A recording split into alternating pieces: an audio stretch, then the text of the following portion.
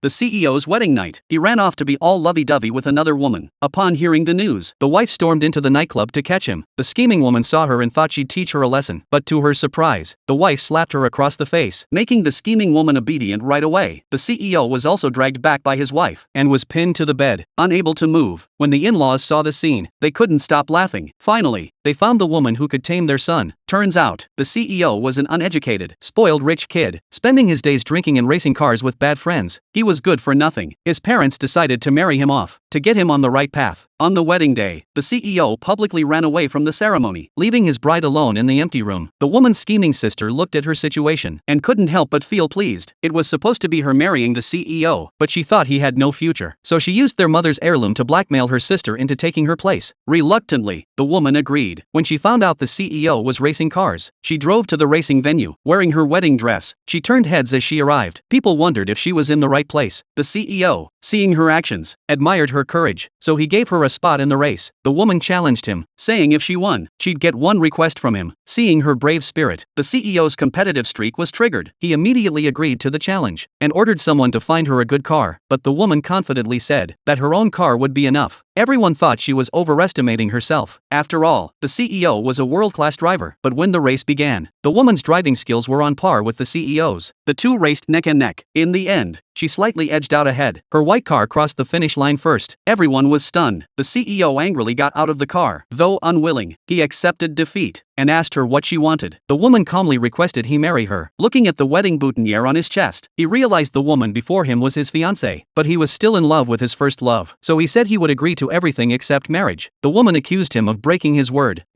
In front of everyone, the CEO reluctantly returned home with her. His parents were thrilled to see this, but the CEO started acting like a spoiled brat, saying he only agreed to come home, not to marry her. He claimed coming home and marrying were two different things. The woman gave him a helpless look, and at that moment, the CEO shamelessly said that as long as he didn't agree, she could never marry him. Unexpectedly, his mother spoke up, telling the CEO they had already gotten their marriage certificate. The CEO was stunned, but still blamed the woman for everything. Furious, the CEO went back to his bedroom. Looking at the wedding decorations everywhere, he was burning with anger. Just then, his friend called, inviting him to the nightclub for a good time. The CEO initially planned to refuse, but seeing his new wife standing there, he suddenly changed his mind, grabbed his jacket, and walked out the door.